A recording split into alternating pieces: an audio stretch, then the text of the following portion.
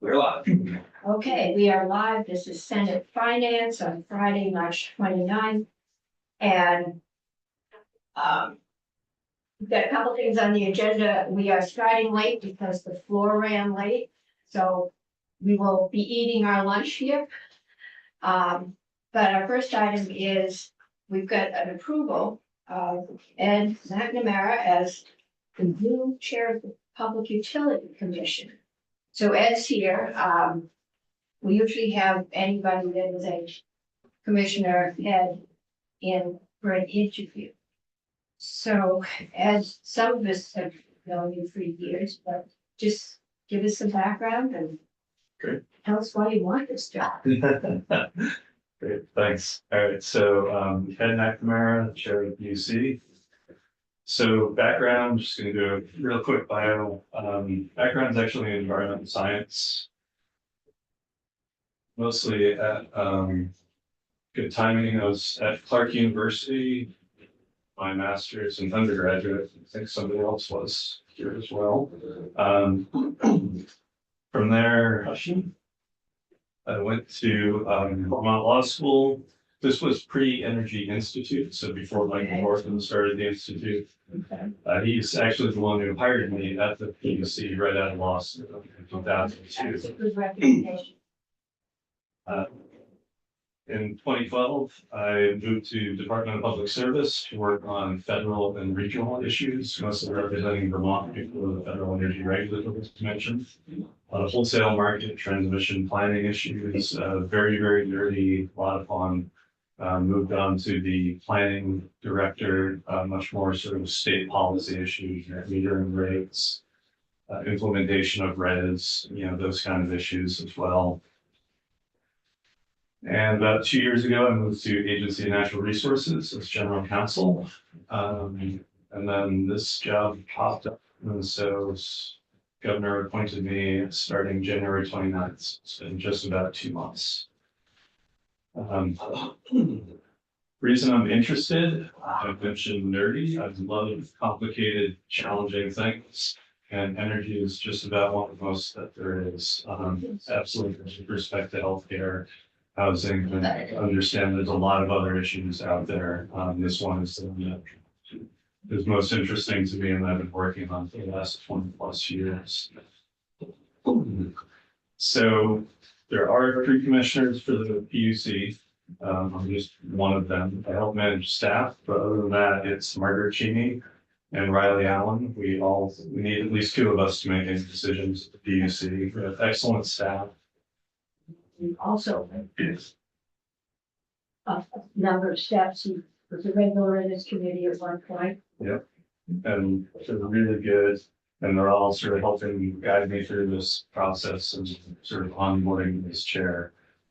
So just high level, some of the priorities for the next year, I would say. First and most obvious, getting the clean heat standard filed with you folks on January 15th of next year. It's a heavy lift, so we're sort of all hands on deck and we're paying a lot of attention to that. Environmental Justice Act that passed 2 years ago, increasing, how do we ensure that we get meaningful input on issues? How do we increase public engagement?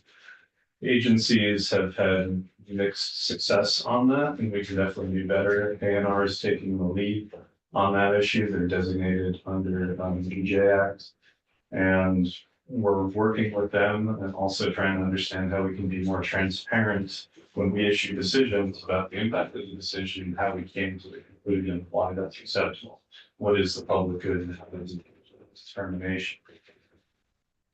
Third issue, thinking about what regulatory tools we're using. A lot of the statutes are 30, 40 years old, some even older than that. We're not looking for regulatory or for statutory changes. Statutes actually provide us a lot of flexibility, but it's thinking about how we can use those in new ways given changes in industry. But one of the issues that's come up, starting with cell towers, was the PUC is set up for utility lawyers and other lawyers to do legal proceeding.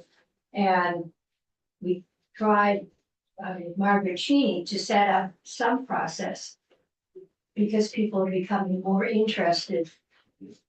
Probably when towers start to show up in their backyards. And how is that working out?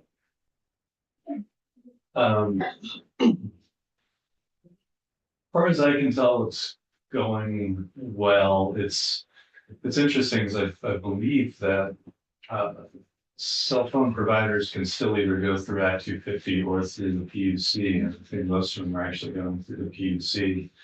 We streamlined the process for de minimis impacts. If you're attaching to a building or an existing tower, you're not increasing the height more than, sorry, I'm forgetting what the height increase is, but it's seems fairly clearly defined process, and some of those orders are able to go out very quickly. And then obviously we do have some contested cases where neighbors or agency natural resources, somebody doesn't like it, and roll up the sleeves and have a litigated contested process, which happens and ensures that people who are interested in potentially impact have the ability to have their say in the process. So. Questions from the committee? From time to time, anyone has to go through a regulatory process.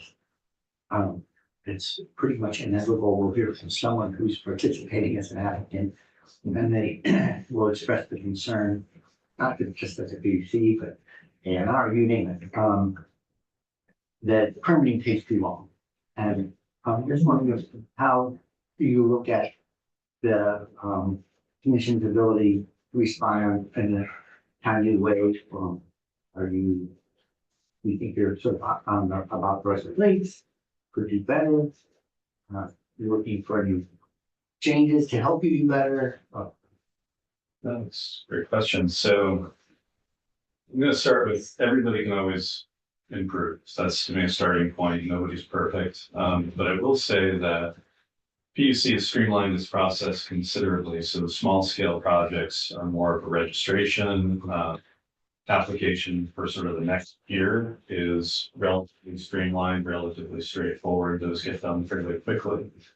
Where the permitting process can take a while, sort of two situations. One is sometimes a developer does not do a good job of talking to neighbors, sometimes they shoot themselves in the foot, and there's not much we can do about that. The other situation is where you have a neighbor that's impacted and there's due process. And so we want to hear from them. We want to make sure that they're heard. They have the opportunity for them to testimony and express their concerns. I mentioned neighbors, sometimes it's environmental issues, sometimes it's aesthetics, could be noise, could be anything, or sound, could be anything. So there are going to be some permitting projects that take longer than others. And in my mind, that's not necessarily a bad thing. And then I'm sure there's times that somebody internally at the PUC, when I was a hearing officer at the PUC, the file would get stuck underneath something else until somebody yelled at me and I bring it back up. That happens. Sure. But again, we're not perfect and we try to make sure that we're on top of those kind of internal slip-ups as well. If someone questions the either active for the, I don't know the percentage. I was thinking it's a very high percentage that are issued but with conditions. Do you also issue with conditions?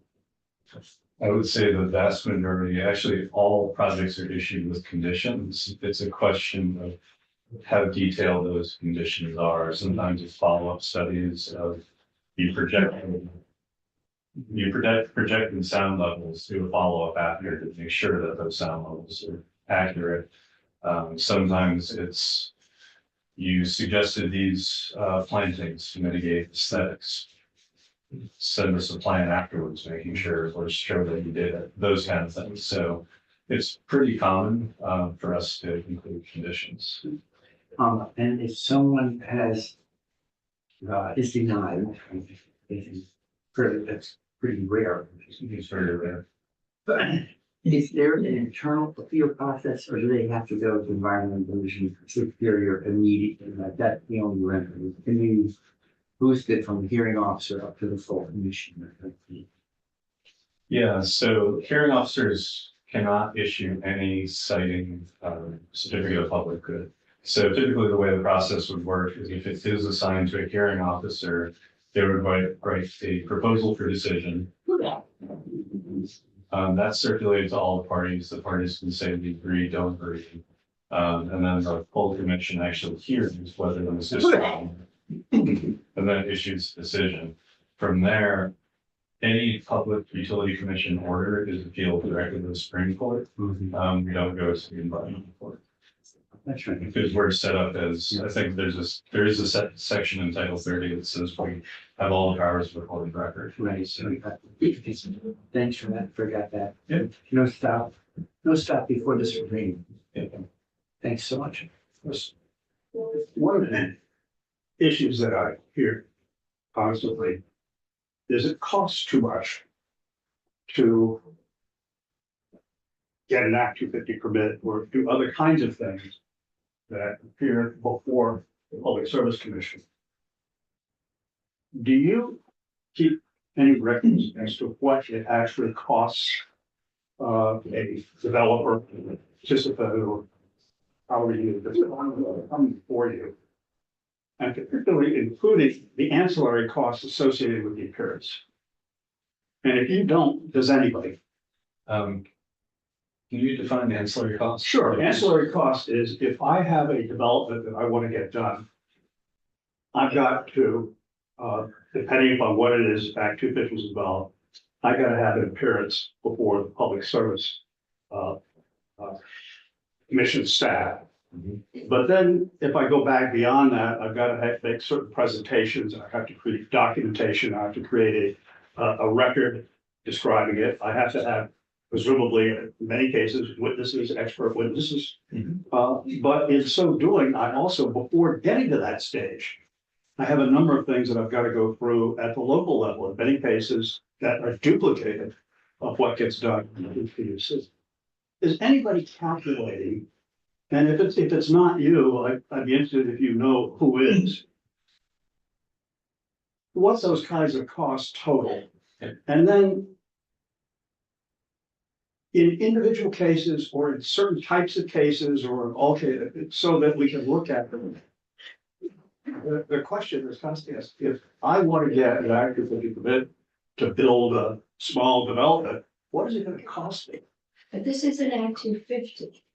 So, thank you. So PUC preempts local zoning. And so if we are issuing a certificate of public good for a project, they do not need to get any local permits at all. They do not need any Act 250 permits. It's just entirely through our process. In terms of keeping track of costs, there's times that we bill back costs to projects. That's largely declined because 4 or 5 years, I don't know, somewhere in the last 10 years, sorry, my memory's not great on some of this. We started implementing through statute application fees for projects. And we have different tiers, small scale, net metering registrations, I think are $10, for example. And then it's a certain dollar per kilowatt once you get past a certain threshold. So I would say, I meant to look at the budget before I came over here. The application fees are a very small portion of our overall budget. And I would say citing is close to half of our total workload. So the application fees don't cover close to what the costs that we actually bear. So, but that doesn't get to your question about on an individual project basis. That's something I can dig into when I get back to the office and try to understand. But I'm not sure that is anything that you necessarily do and, or that anybody does. Yep. But when trying to say, I've got something that, ultimately be looked at by a hearing officer, PUC, what does it cost to do that? Is the question. And the cost is not necessarily the fee paid to the agency. The larger costs are not paid that way. Yep. Yeah, I completely agree with that. And one of the questions that I hear a lot about the Vermont regulatory process is that it is so daunting in many cases that what you don't see are the people who don't apply because of it. And so that is another question, is how do the processes that the PUC does, how do they compare with other states? Are we right in the middle? Or are we more complicated and more difficult and harder to deal with? And again, I would think that evaluating yourself about how good a job the agency is doing is something you would want to know. I agree with that. I will say that in a lot of other states, small scale generation is actually done through local zoning, and the Public Utility Commission in those states has no role other than the interconnection process. They're not set up to do siting unless it's a large scale generation or transmission project. So it's a little bit apples to oranges. Sorry, I lost some of the thread of some of those questions. My apologies. Could you draw thoughts around small scale? What does that mean to you? In my view, we have a 5 megawatt threshold. Obviously 5 megawatts for Massachusetts is very different than 5 megawatts for Vermont. At least in terms of grid impacts, things like that. So every state is slightly different. I know some in New England, it's 20 megawatt threshold, some is much smaller. I think we're one of the few, I believe that we're one of the few that actually does almost net metering level solar generation. The PUC does it as opposed to local siting. That's my understanding, but that's probably 10 years old, that information. And just, for people like me, want to make sure they're thinking of the right size project. So 5 megawatts would be roughly the current panel, something like 30 acres, I thought it was closer to 20, but 20. it's, yeah, I mean, it's not That's small scale. that small scale. And that's I- a major impact for some people, depending on where it's located. Yeah, and my apologies, I go back and forth between scale in terms of grid impact and then the siting impact. Those are two very different things. 5 megawatts is actually relatively small minor grid impact. But you're completely right, it can have a significant impact on the neighborhood. Many years ago, my first year, there was a whole move in the England national to deregulate the electric system. Vermont didn't do that, and I think looking back at the power bills in Massachusetts last time, it's a fortunate thing. So we maintain control because we only have a grid that can handle so much. It's federal regulation. It seems to be working well. We got our power rates down to the highest and then we second lowest, not the lowest. Sometimes we use the lowest rate. We're tied. We're tied. Neck and neck with Maine, as we go around the field, sometimes they're. But we made a lot of progress, but it's because we do have that kind of centralized control. And we've already got a problem with the bottleneck. And now here we're up in the middle of, where we can't get the generation out. The windmills don't run as much as they could. Mhm. And so, okay. If you were to measure the Vermont PUC to other regulatory agencies that are similar in other states, how would you rate yourself? A plus. And under what criteria? It's a good question.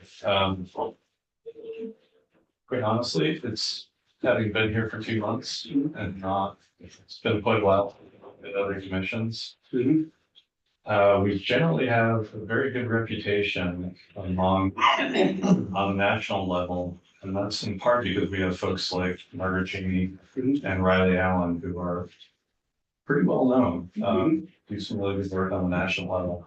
You're talking internal process efficiency measures, like those kind of things, like the actual metrics. I honestly could not guess. I think that we do a good job. As I said earlier, we can always do better. I think generally we run fairly lean compared to some other states. Just by way of example, I think the Public Utility Commission in California, which is its own country essentially, is orders of magnitude. We're 30. I'm sure that they're about over 600, for example. So. Yeah. But in terms of in New England, I think we do well, because Rhode Island, I think, has a leaner PUC. They do more or about the same with a little bit fewer staff, but. But one thing I would think, I would look at is, as you perhaps look at your customers, particularly those who deal with multi-states situations, how would they rate dealing with Vermont compared to dealing with others? Yeah. And if there's a difference, why? Mhm. What things do they may rate the state highly because it's sloppy and doesn't look at things carefully. On the other hand, it may rate a state well because it's fast, it is responsive to their needs, it is flexible, or there could be a variety of things, and it would be interesting to know whether or not you in fact do any customer surveys in which you ask people who are dealing with you, what's it like dealing with us? And do you have any suggestions as to how it could be made better? Do you ask your customers that? Not that I'm aware of, not since I've been there, at least. We did do a lot of work because we did get complaints from customers. And that's when the 248A came in. Because it was set up as a judicial process and it's becoming much, now that we're putting solar fields in and cell towers in the backyard. We're hearing more, but I haven't heard any complaints in years. There were quite a few then. So usually we hear this satisfaction. We worked with the commission and they created EPUC, so it made finding things much easier. You didn't have to go to a place where the paper records were, and that was most. That's what my. I don't know if you can say something about how well you feel like it's working, or is it need upgrades already, or how's it going? That's a great question. Thanks for bringing that up. That is, thanks to efforts of staff, especially our operations director and Bishop, who put years and years into that process, building EPUC. There's a greater transparency as a result of hundreds of thousands of dollars and countless hours that we put into that a lot of other places don't have. It's like any other interface. Once you get used to it, it actually works really well. First time you look at it, it's a little daunting. Once you get into it, it's we're vast majority of people that our clerk's office talks to are able to walk them through here's how to find documents. And in some ways, our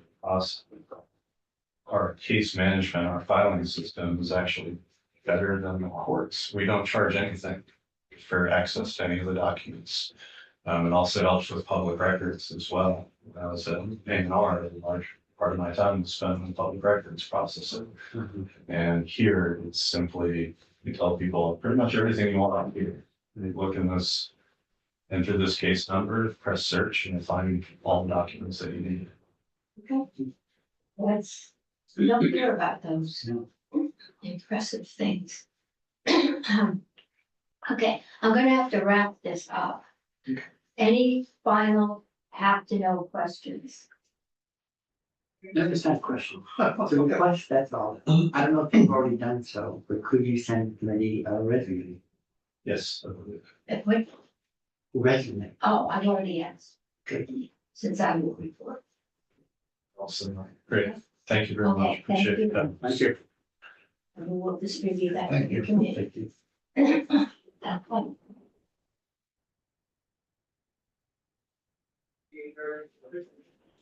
Okay, committee, what is your pleasure on this appointment? I would move approval of Ed McNamara for PUC chair.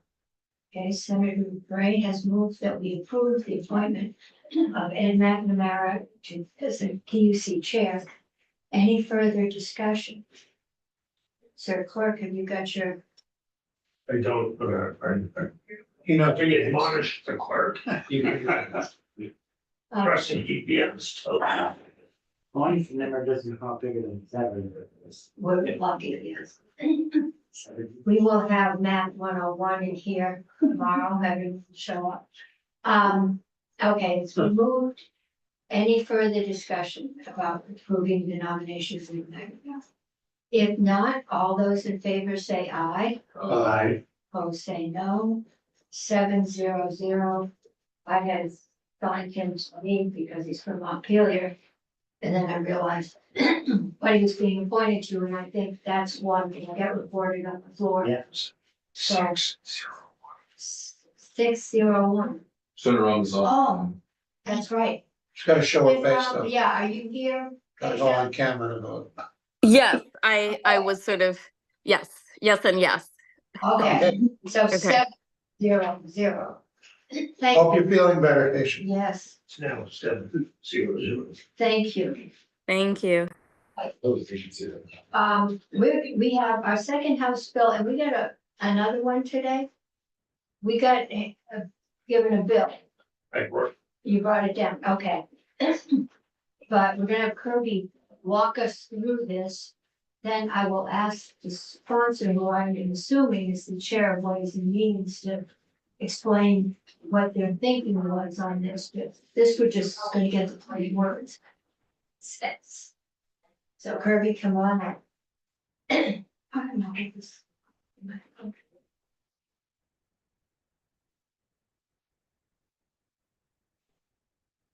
Good afternoon, everyone. Zane, can I get permission to share screen? And I think we all have hard copies, I guess. I do. The missing stuff.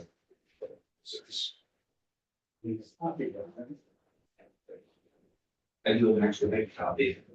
And it's on the committee page. And it's on the screen.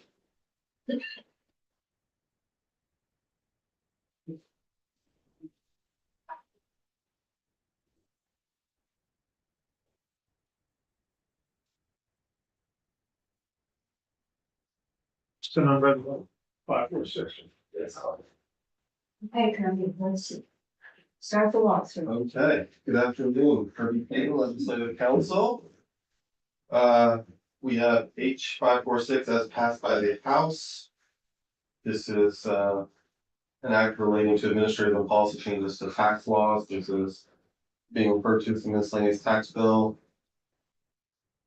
The first several sections are administrative suggestions.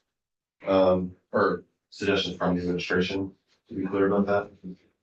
A lot of them come from the Department of Taxes, and we'll get started. So section 1 on page 1 has a change to correctly identify the funding source for the per parcel fee that PBR pays to municipalities for appraisal purposes. This is a change. It has always been the ed fund since day one. It's in law, it's just the ed fund, but in reality, PBR pays that fund in general fund, so that's what this changes, it's just a match, like how it's done. Okay. So it's It's, not being paid out of the. no. Okay. So Some of this is not. The use is paid. that's just confusing about that, obviously, for the background of some of these things, the Department of Taxes would be the Yeah. best source. What are they studying? The next page is on section 2, pages 1 and 2. There's some clarification here that PBR may waive the right to appeal and proceed to recalculating education tax liability when a hearing officer or a court reduces the property value and PBR accepts the value is correct. Putting that into the plain language, if a property owner challenges a evaluation and succeeds, where the hearing officer left and wondering court, current law requires before PBR changes that value in the grant list, that the entire appeal process plays out, which means appealing, over and over if needed. This allows the director to accept that, yes, this new value is correct. we're not going to keep litigating, we're gonna change the grand list, we're gonna move on. So it allows PBR flexibility. For sections 3 and 4, on page 3, this is your annual link up to federal income tax laws. Something that Vermont does every year, to make sure that the current and the federal laws flowing through for income tax purposes. Section 5 on page 4, is a change to expand the number of people who can access a renter credit by increasing the income level needed to qualify. Part of the background for this is that there's an appropriation for renter credit each year, and the department has found that it does not use that appropriation fully. Which I think can be inferred that there's people who qualify for renter credit possibly who are not requesting it. But for whatever reason, the department suggested that that the legislature increase the bottom qualifying level of income, so that more people can have access to requesting a renter credit. And the definitions for the qualifying level is based off of HUD definitions for very low income. Senator Gray has a question. Do you happen to know the range of multipliers that are offered? Like, I don't know, 1.3, it's unusually high, or some other places are 1.5, some other are just 1. Do you know anything about that schedule? It sounds like you're asking about like renter credits in other states, anything like that. No, just about like other countries. Or whatever unit of. Yeah, so it's county here. I don't know if we're adjusting county by county. And this is just an update to the multiplier for use in the math to look at this Franklin program. Yes, the way that the statute's written, Franklin and Grand Isle use the state version of the very low income limit. And all other counties in Vermont would be using a different version of that. But I do not know all about the HUD system. I think the best source would probably be the department that determines this every year. Having them speak to exactly what figure they use. I haven't looked into very low income limits for HUD, and it looks like for Vermont, for a family of 4, the very low income limit for 2023. From what I saw, it looked like it was about 38,000 in income is the number. But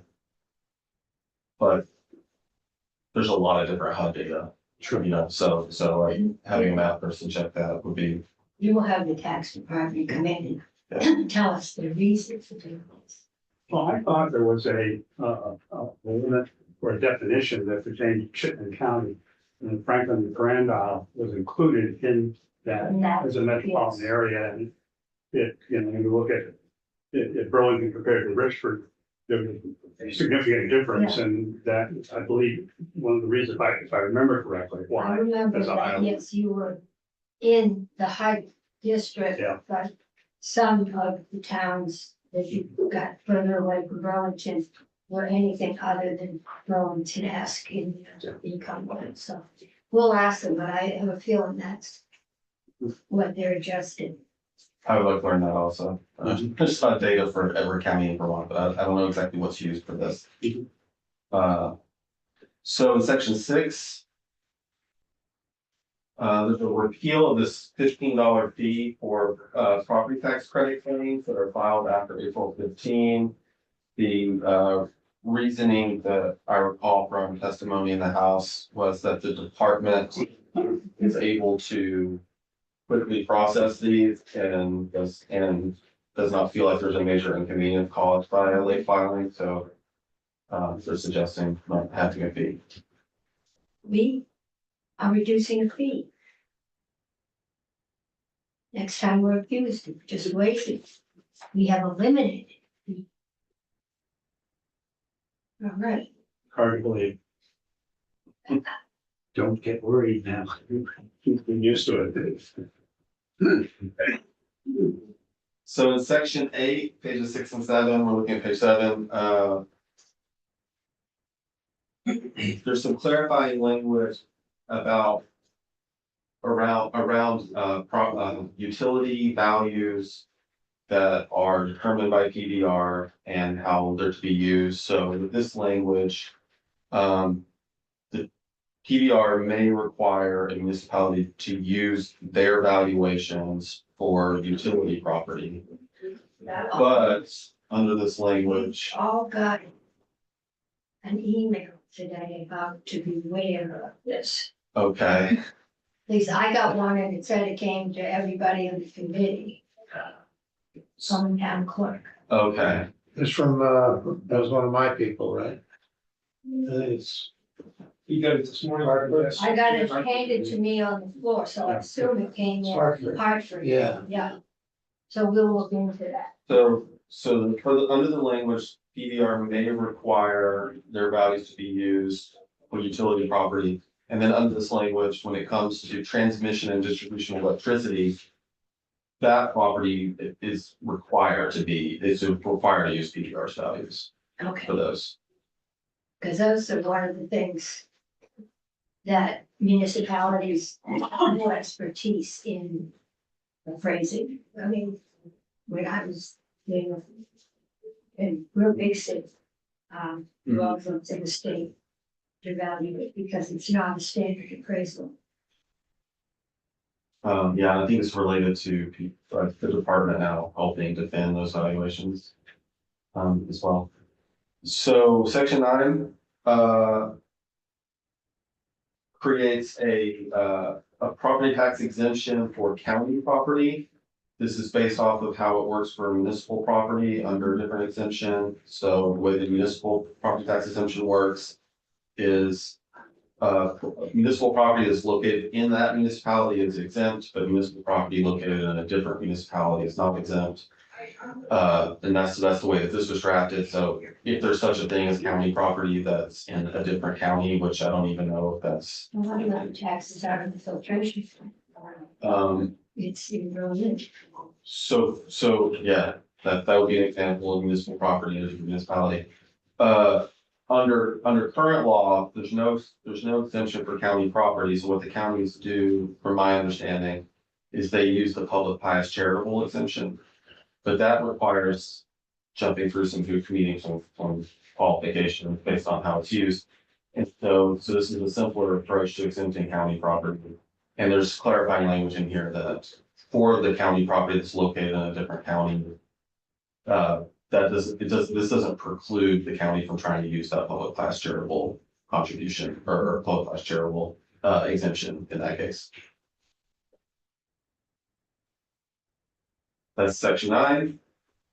Section 10 on page 8 extends the sunset for the fuel tax to 2029. And then sections 11 and 12, it extends the health IT funds up to 2026.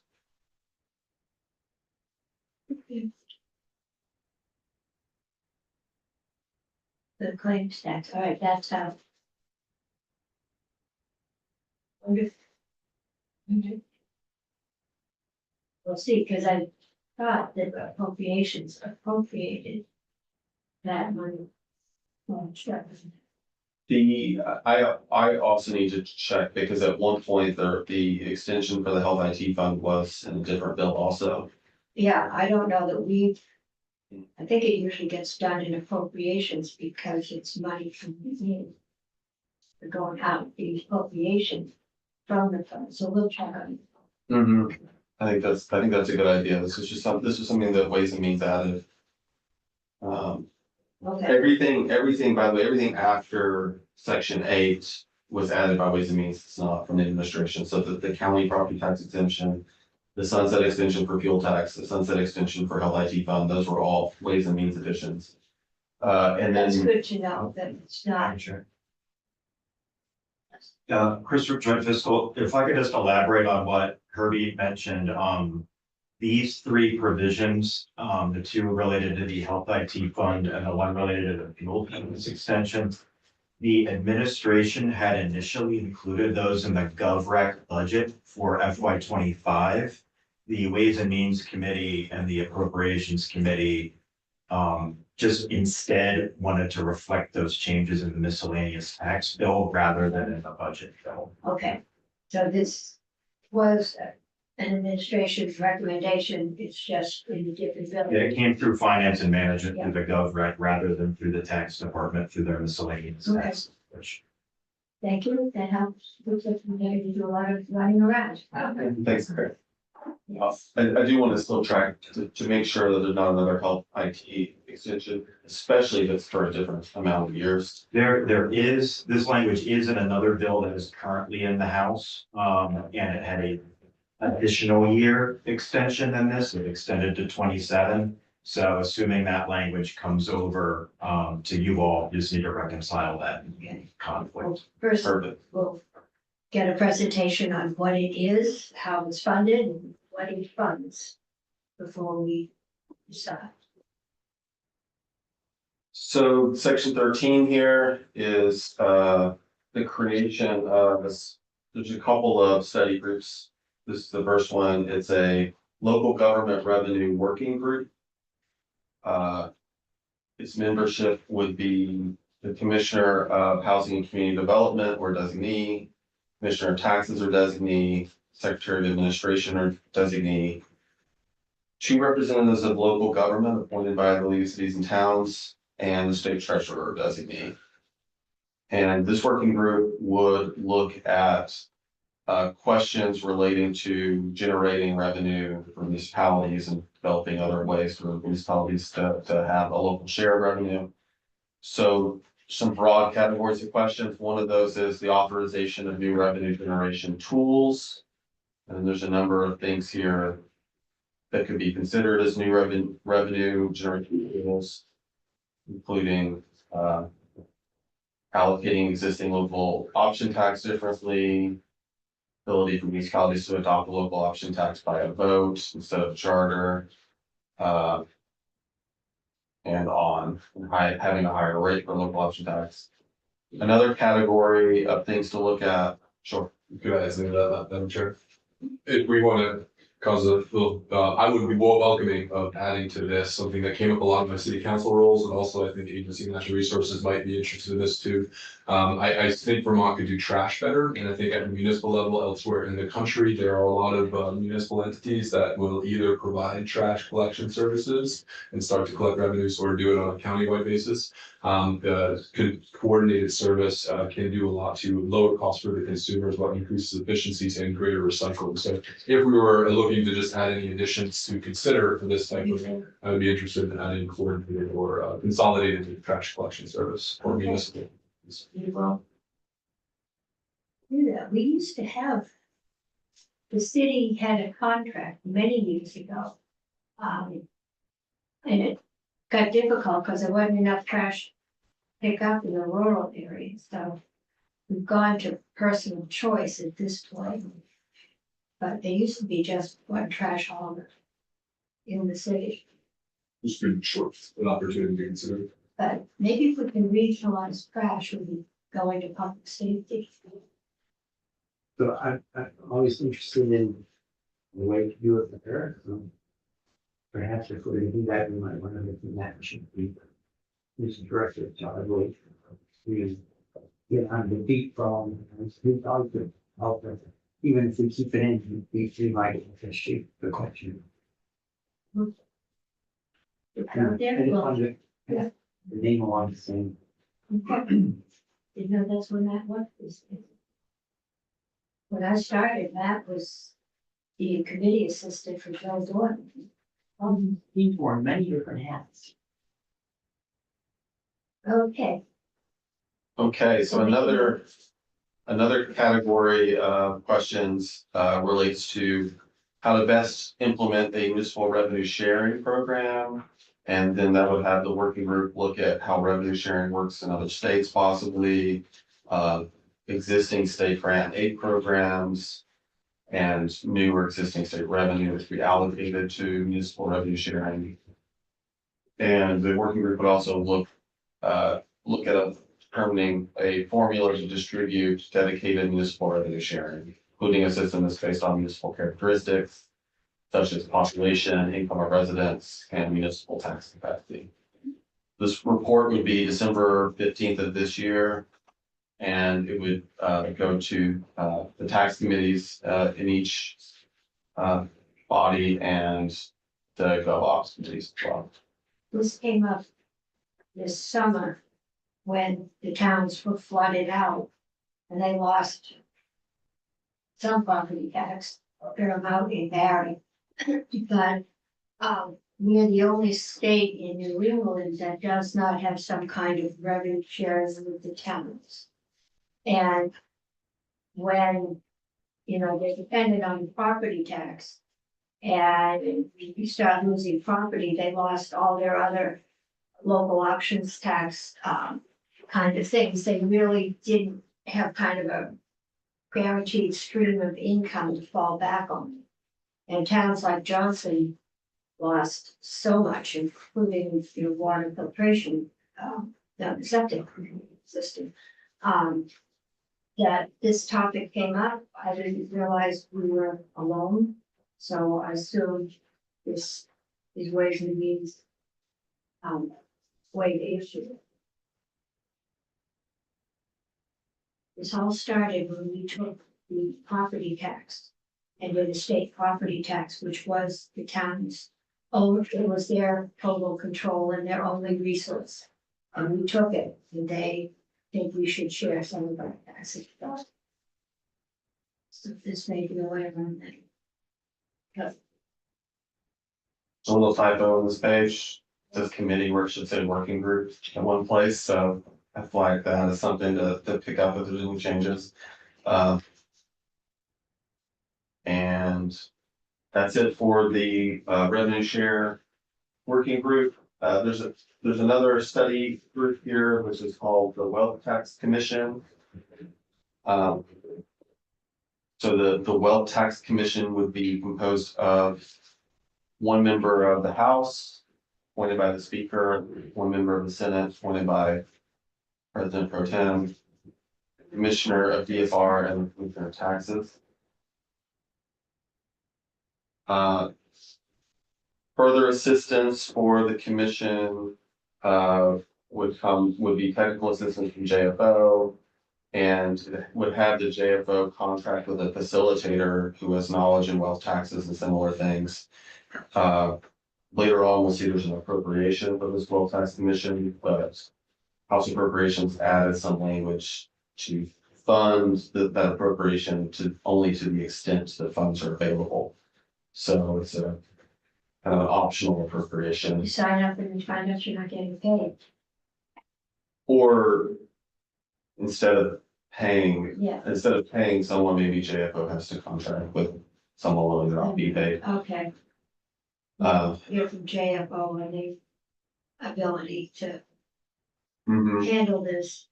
We need to change, the president pro tempore does not appoint in Senate, it's the Right. committee on committees. Unless it's over. We've heard conflicting things about that, Some variability, so we can. that's not, The usual practices. well, we'll change it, it's Wealth Tax Commission. If we're gonna do that, I just wanna make sure it's balanced. Is that, I don't know if I talked about it yet, but 14, page 14 is what they're, investigating, delivering. Mhm. We will go into this. Cause I thought she was putting a wealth tax in one of these bills. No, Not in, well, I guess not the wealth tax, but she was doing unearned. But I believe there is an increase or a new fifth bracket yes, for operating income, so yes, there's hesitant to do. a new marginal income tax bracket coming your way. This to give you some clarity about what they would be doing, or the concept of a wealth tax is to attempt to tax unrealized gains and assets. So increases in value and assets, and to tax that each year as it happens, like appreciation in real estate, stocks, other forms of assets. And so there's a lot to study about how to value those, how to capture that, how to take into account that assets could lose value. At all income levels? No, the wealth tax as it was originally drafted, I think, was for people with, I think it may have been 1 million in assets or. Yeah, I think, yeah. And there was going to be excluded amounts, for each category of asset, like the first million. For each different categories, so there's, Okay. it's, well, it's not something being proposed right now, but I would talk about that if you want. Yeah, no, we will have, I assume the chair of Ways and Means, we'll ask her to come in and just fill us in on their thinking when they did this. Mhm. Okay, So this, we'll go through all the parts, but. Good. Is there a question? so, Thank you. Is there any other state doing a wealth tax currently? Massachusetts did. It's not like this. It's not like this with trying to tax unrealized gains. There's been Switzerland. There's been other countries that have done similar things. Elizabeth Warren has written a book.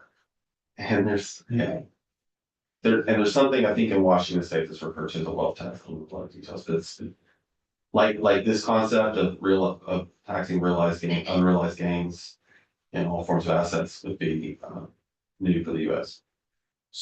Which is part of this wealth tax commission would be coordinating with other states to see if there's other state interest, and possibly coordinating something like a compact where a number of states did this at the same time.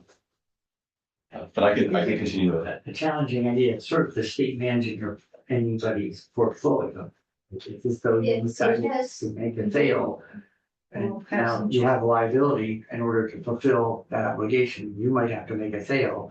So you get this strange system of. Mhm. You have to wear a mask and carry a shotgun to sit on this commission. Okay, we will hear what they have to say.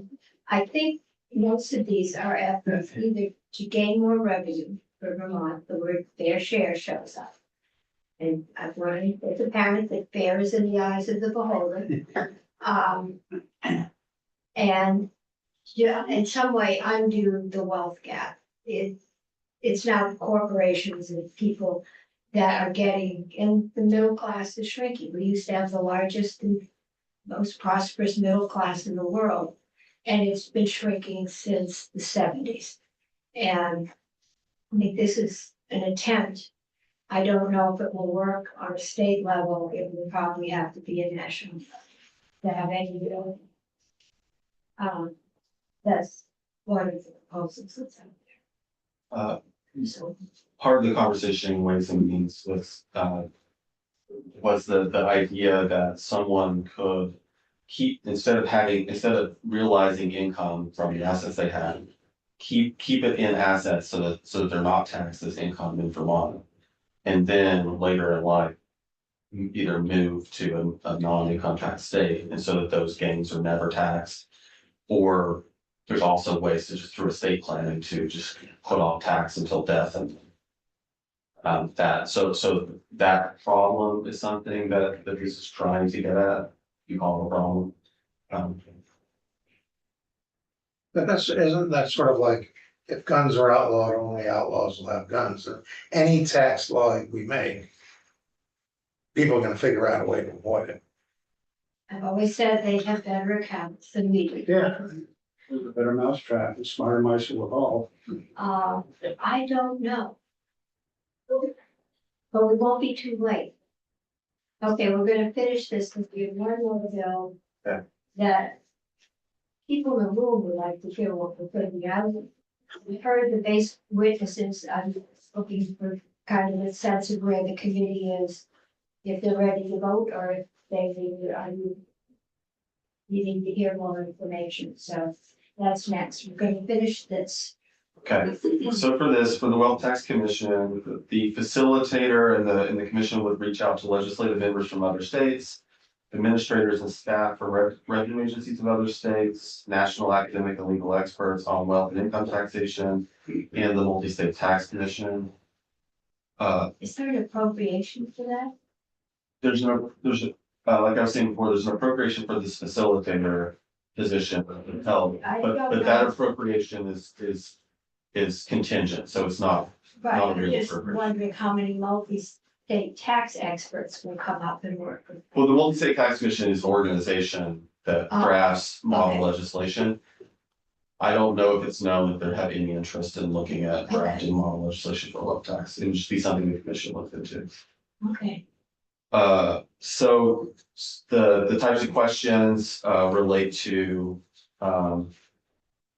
policy considerations surrounding taxation of wealth and investment gains, currently escape taxation, implementation issues, coordinating with other states, looking to uniformly form a wealth or investment gain tax. And then there's a number of issues here. I can go through them or, no, I think when we get to that, we're gonna go through it. okay. Okay, so you'll see that there's several questions to be addressed. And on various topics that we were just talking about, the policy, the coordinating with other states questions. And then this report would be on November 1st, 2025, so it would be a 2-year or year and a half type study.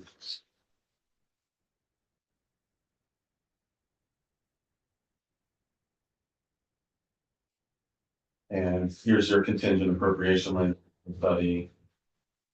And then the last section of this bill, there's some language taken from the proposed budget because it had a revenue connection. The House decided to move it into the miscellaneous tax bill instead of the budget. And this is a section that the fee for copies of vital event certificates is waived for individuals experiencing homelessness or leaving a foster home or residential care facility. So it's a waiver for a relatively small group of people for this fee. Don't we charge for those now? Yes, it's a current, it's a What's the current- fee that exists, What but we're so this adding is the waiver. a waiver for certain people. Okay. That will have a revenue impact. The question is how much? Madam Chair, I Yes, can tell you that answer. how much? It would be, my colleague Logan and ran some numbers and, we obviously don't know exactly how many individuals are in either cohort or how many of them would be requesting certified copies of their vital event certificates on any given basis. Or from year to year, but we expect the revenue impact would be relatively de minimis, probably less than $5,000 a year. Okay. And just to give the committee some background, this language came forward from the House Committee on Human Services letter to the House Committee on Appropriations for various items that they were hoping to have considered with the FY25 budget. The House Committee on Appropriations and the House Committee on Ways and Means instead preferred to reflect this language in the miscellaneous tax bill rather than in the big bill. Okay. Thank you. And so all we have left are effective dates. Several of these things would be effective on passage. The link up to the federal income tax changes is retroactive. Because it has to be for the tax year. The renter credit expansion would be for claim years 2025 and after. The repeal of the property tax credit late fee is for claim years 2024 and after. And then for next April 1st, 2025 is when those utility property valuation provisions would start. And the fee waiver will be July 1st of this year. Okay, That's it. thank you. Will give us something to work on. maybe on Tuesday, we got a new bill today.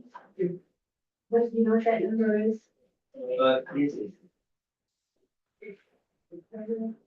H 247, And that, what is that? an act relating to Vermont's adoption of the occupational therapy licensure compact.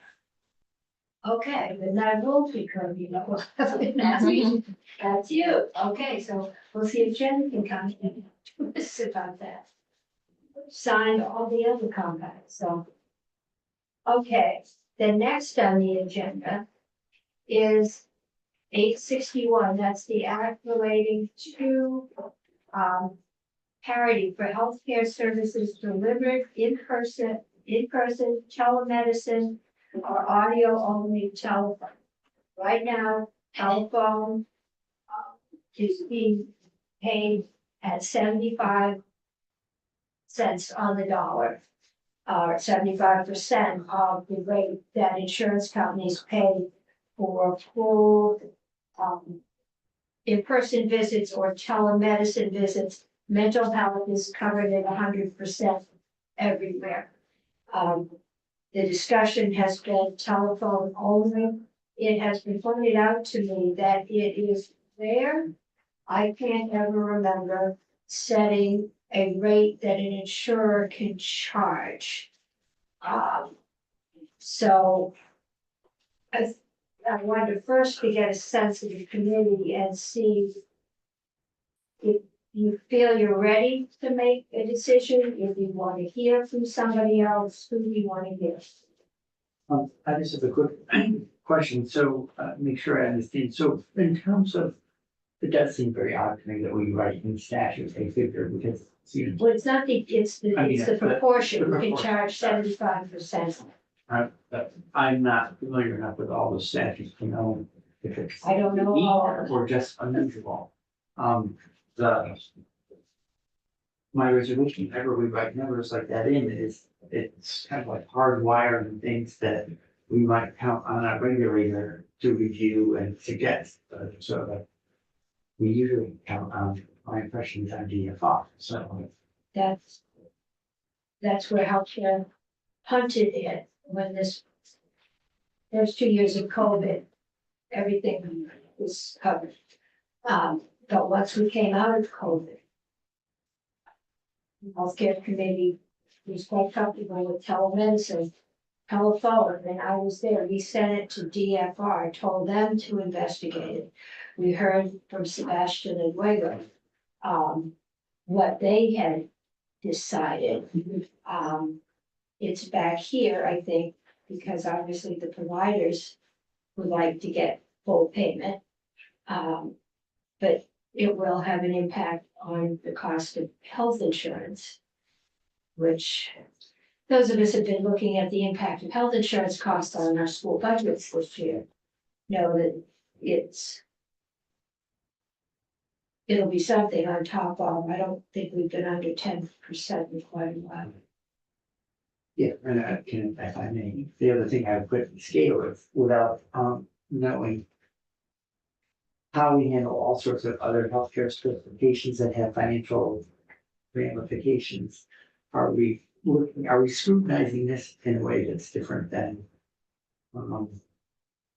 Than other fees, I'm not sure I know what the default is for how this will be managed. I think this is unique, I don't know, Jen, could you help us? Have we ever done something like this in statute?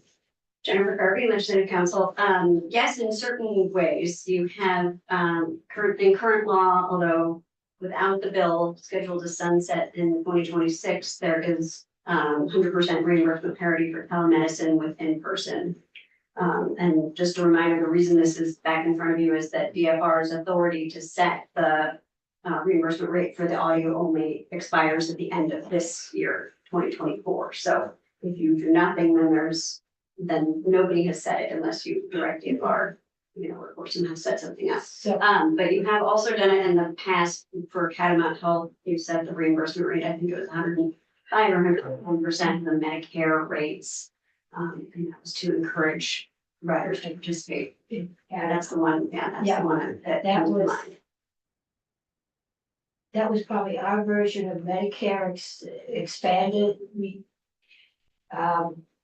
It was before the proposal for single payer came in. It was our way to pick up those poorer people who just fell, above the Medicaid standard. And we set up Catamount Health. So that was a whole new program and a reason. This one, it's different.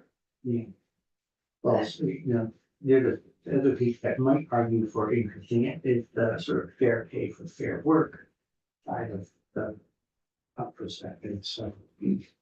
Like that we have kicked this to DFR, we could just take away their sunset, but they've done this now, and their analysis came up with the 75%. We heard that from Sebastian. So, really. Senator McCormick, Yeah. what do you think? Is the rest of the committee clear on the distinction between the call to the doctor and giving, well, you just kind of mentioned a few symptoms and say, what do you think, should I come in?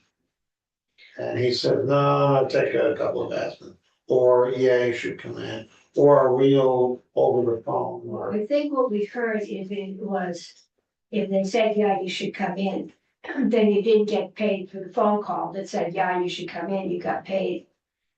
And I could stand to be corrected, but that was my understanding. But and that's where I think we're at a loss, because there is a criteria, and there are all kinds of insurance codes that have to be put in. Yeah. So it would have to be somewhat formal, like your doctor's calling up and saying, okay, these are the test results I've gotten, and this is what I think we should do, and I need you to go do this and this. That I think would be a more formal call than, my kid's got an earache. I'm trying to pull up the text here. The bill before us, make that distinction. So, you want me to speak to that, Jennifer Kirby? You gotta come up to the council. Sure.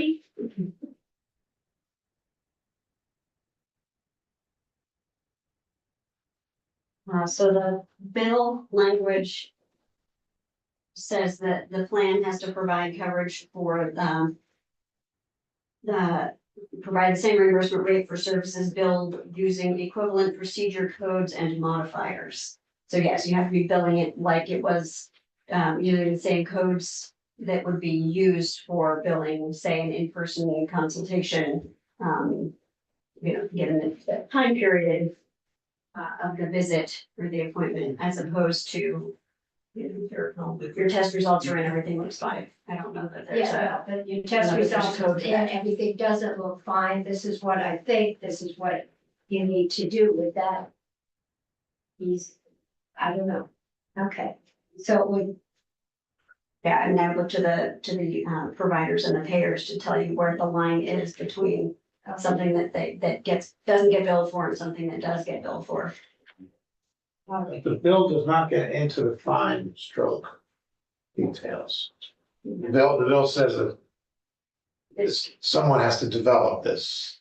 Well, I think it's been developed. I mean, they've been doing this for the last several years. the codes are, I don't think doing any new codes, these are basic. Right, I think there are modifiers to identify what is a telephone only and what is an in-person, so that they were able to track the data. That was part of what DFR was directed to do in the initial legislation.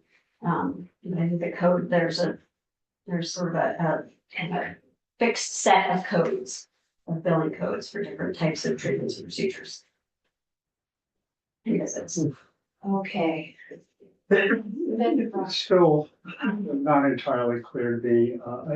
There are some cases, I guess, where the doctor can say, I've gotten the results of your blood work. I don't see any problems here. You haven't reported any discomfort or anything. And so therefore, all right, that's phone consult. On the other hand, you have a phone consultant, the doctor says, I've looked at blood work, I don't see any particular issues here, so I don't see any real problem, and then you say, yeah, but I've got this lump. Well, they can't reach through the phone. And so at that point, you know, after he's gone through the blood work, gave the discussion and so on and so forth, does that mean that, well, with the lump, you gotta come in? And so therefore I don't charge you for what I've already done. Because it's a personal visit as a result of the phone conversation. And it's just very unclear to me as to how you resolve all these various nuances. I think what we've heard is trust them. I mean, the codes are there, they've Yeah. been being used for years. Right, we do already have a requirement that plans provide coverage for medically necessary, clinically appropriate healthcare services delivered by telephone to the same extent they could cover it in person. The question in the bill is, how does the reimbursement, 75% or is it? is it, well, the bill says, Years, the it's bill 100 now, says it that's should be the same. from where it is now. It is not, it's currently in statute anywhere. It was sent to DFR to do for a time limited. And Number of plan they years. shared their research with us. They came up with 75%. This is very rare for the finance committee to be making decisions about what should. No. You know, I've never said, well, you have to cover an appendectomy and you have to cover it for the same, rate that you would do a gallbladder removal. Right, well, this isn't this isn't coverage of a particular benefit. This is a treatment mode. This is how the care is delivered. We've never said that your gallbladder is only worth 75% of your spleen, we've never told insurers that this is what we did to some extent during COVID, because we were in a crisis and some medicine was probably better than none. But I think we dug ourselves a hole.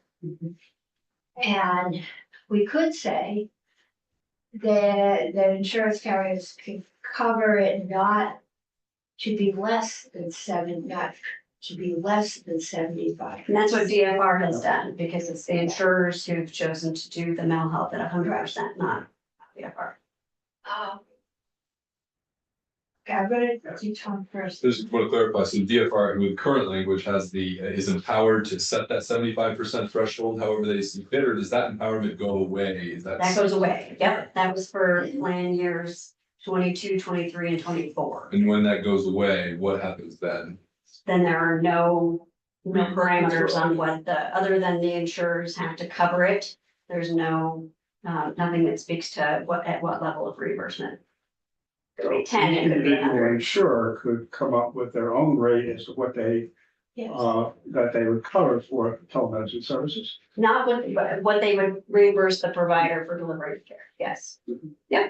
At bare minimum, So I think that's the policy issue, is do you want the insurers to do it or do you want to do it? And you've heard various perspectives from various stakeholders.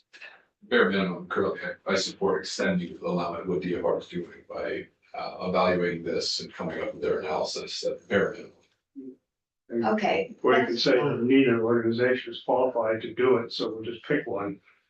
Yeah, I mean, That's what it sounds like. the healthcare committee, we all voted for it, put it up to DFR, because we're saying, we can't decide. It went in as you had to for COVID, but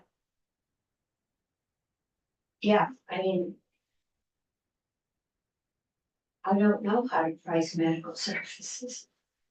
So I'm just I need to remember additional complexity, but we also talked about the cost to patients, like if they Right, to not have to drive to get a telephone visual consult. That there could be real value to them. but they can do a visual consult, that's not in this, that Sorry, is audio. Getting it's, my modalities wrong. yeah. Senator Brock said to me, how can the telephone see your hernia, I mean, is That wouldn't be appropriate. I mean, it has to be clinically appropriate for, yeah, for and if you called up and said, well, I've got this lump, they'd have to come in and What? Okay. Yeah, And the then one more thing that is, I've been thinking of this, there is, my experience around physicians and other caregivers is that when they see you in person, there are more things than are being coded for going on. They see how you walk, they see your power, they sense your energy, they see I've how. never been in there where I haven't been put on a scale and had a cuff put on my arm. I mean, they kind of waited for you at the door. So there is a difference. I don't know. I'm getting the sense.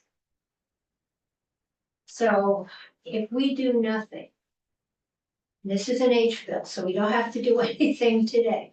If we do nothing, is it November or July that, which year?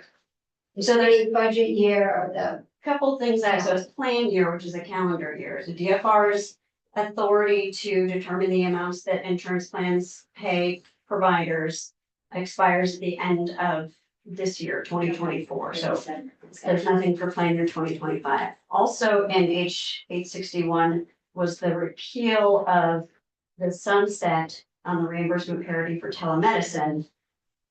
So that reimbursement parity is only in effect okay, through 2025.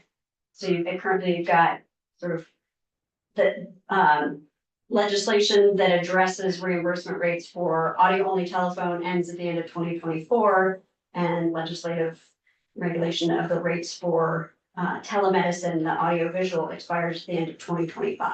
okay. And that just says that they need to cover telemed, or it says they need to cover it at 100%. Right, so the coverage pieces are not changing in any of this. Coverage is what the patient experiences. Yeah. The reimbursement side is Yeah. what is addressed. And yes, in current law, telemedicine is reimbursed at 100% of the in-person rate until January 1st, 2026, so through 2025. Okay, And that at the time, that was, the conversation around that was, as you know, from many things we're doing here, let's see how it goes and revisit it. okay. Send it for me. Trying to get a proposal, and that would be something along the line of, what if we took the audio only version and moved it out to sync, to line up with the 25 gig of the telemedicine version, so the status quo on would be maintained. No, we have, because we won't be back. It expires December 31st. We are not coming back, those of us that choose or get chosen to I think he's return. saying to extend audio only for one more Audio year, only so for a it's year. aligned timing wise with the expiration date of the 100% on telemedicine. Yes, thank you for that less confusing way of saying it. But which really is, let's make the decision next year. Exactly. But I think it may have some, and the payers can tell you more, it may have some impact on their kind of plan design and premium and the development of their rates That's right. to know further in And advance they what they have should to look be like. doing that.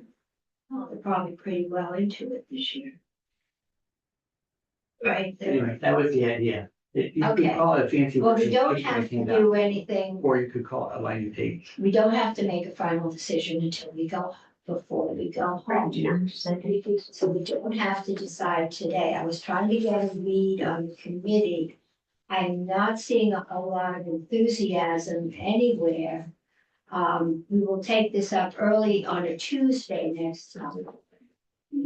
Well, the question is there any other testimony that we may want to take that might help enlighten us and break this deadlock or lack of information? For example, what are other states doing?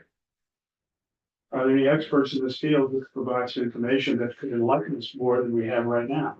Jen, I assume somewhere we have information about if other states are covering telemedicine. I have a feeling. the You're talking audio only, Audio. right? Because I think everybody's covering telemedicine. I don't have that information, but I wouldn't be surprised that people around the room, I think maybe Yeah, the that's insurance fine. companies might have that information. insurance companies, the hospital. The hospitals. Yeah, Okay, that would be please. helpful. Someone could get us that list as to, just knowing, hey, what they're doing and the entirely why. Yeah. I don't know whether, call in NCSL, for example, other state legislation in this area might at least provide a list of what's going on elsewhere. okay, So the data. Madam Chair? yeah. Keisha, I'm sorry. Yes, I had asked some of the advocates to find a witness or two that could speak to non-mental health visits that they are doing that should cost the same amount. So I think they had some people email that I could share with Zane. But that was a question to me. I'm having a hard time picturing a non-mental health over the phone visit that gives you the same quality and sort of information that you would get from an in-person visit. okay, if you get those to Zane, that would be helpful. Okay, And the other, if it's, if we're trying to get more data, I mean, one question I've had, I don't know if we heard it, I went to a post quite a few times in the last 2 weeks, so maybe I missed it, but I'm wondering about the relative cost of delivering one service versus the other. It's more economical, to deliver, telemedicine or audio only because, you know, necessarily have to have the full office at hand, you know. But I don't know if 99% of the people providing that service are sitting in a full office because they also must have the capacity to deliver in-person service. So yes. it's kind of irrelevant. I think the question is the level of medicine given over the phone as opposed to telemedicine where they can actually see you. I know the public health people, you can hook yourself up to all kinds of things in your home and they can get your blood pressure and your heart rate and they know if they need to run somebody out there. I think the pricing has to do with the level of care you're getting. And I think does the finance committee make that decision? Do we let the insurance companies make that decision? We've already told them they have to cover telephone calls, which they didn't used to have to. At least when I called up, nobody ever said we're going to charge you. And we regulate assurance and we're the main jurisdiction of the insurance. I know, this is apocryphal, there was one guy I knew once. But the guy skied at a place where I played guitar, but the guy was a doctor and he swore he could detect certain conditions by how a patient smelled. Was he related to a golden retriever? Actually, his demeanor was. There are golden retrievers that can do that, but What were procedure code reviews? okay. So we will take more testimony. We'll get the people that have experienced that. We will ask the insurance companies if they can get us some kind of what are other places doing? Right, and I think the providers may be helpful. And the providers, the hospitals may be able to help us with that. And then, if all else fails, we'll call in CSL and see if they can get us just a scope of what's going on in the country. And what else? It's under gray. Well, because they keep puzzling this over and we must have other places where the providers versus insurers have different points of view and come to a different conclusion. And I'm just wondering, is the default way we saw that people rely on DFR to do an analysis and make a recommendation? Or how often do we actually get involved in making the final determination? And I don't know enough about our law to know how often DFR is doing that on We've behalf of the already legislature. required coverage, so we usually go that far. You have to cover this service. I can't ever remember us saying, and you have to charge this much for it. Or we're telling the insurance companies, you have to be willing to pay this much for it. I think that's what's different here, is we're setting a dollar value, which we don't do. And we can decide not to do that. It's, do do away with the sunsets, just say telemedicine is going to be paid like regular medicine. And the insurance companies have to cover phone, but they decide what they cover, or we can say DFR has done the analysis that this is what they've come up with and accept that, or do our own thing. Did DFR bring us anything written or? Oh, yes. And that's on the, So, is the DFR analysis on the website?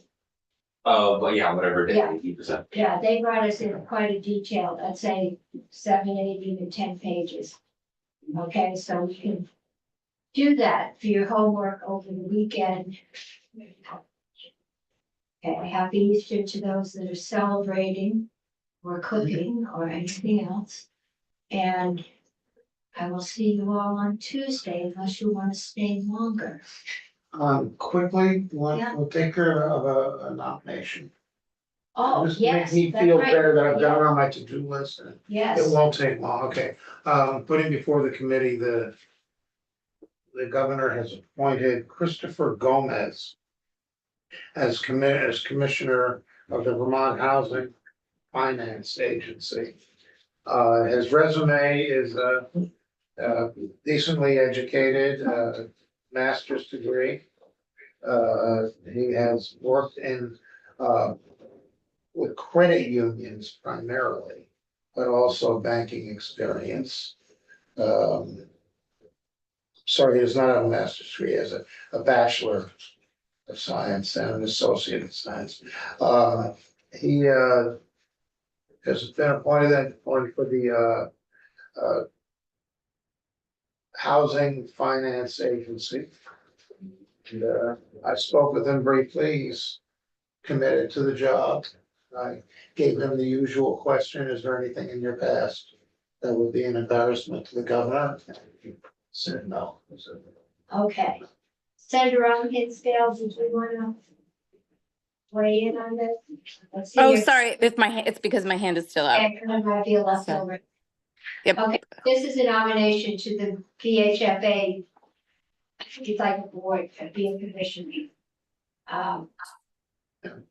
Okay, so Senator McCormick has, I move that this committee recommend to the Senate that it confirm the nomination of Christopher Gomez to the VHFA. as commissioner, The VHFA. as commissioner of the Vermont Housing Finance Agency. Okay, further discussion? If not, all those in favor say aye. I, Opposed say no. I've got I've got 6. Five. No, I've got Keisha, so I've got. Okay, she is here. That's right. Yeah, I've got 601. Senator Brock is. I knew she was here. I was just looking at the empty chair and Yeah. got stupid. I did the same thing. I said, no, Keisha's up there. Okay. you don't want me there right now, trust me. Okay. No, We we don't want saw her you on that yesterday. problems. We're not happy that she wasn't there today. This is a big airy room compared to economic development. And it was packed. Okay, that's it. Go home.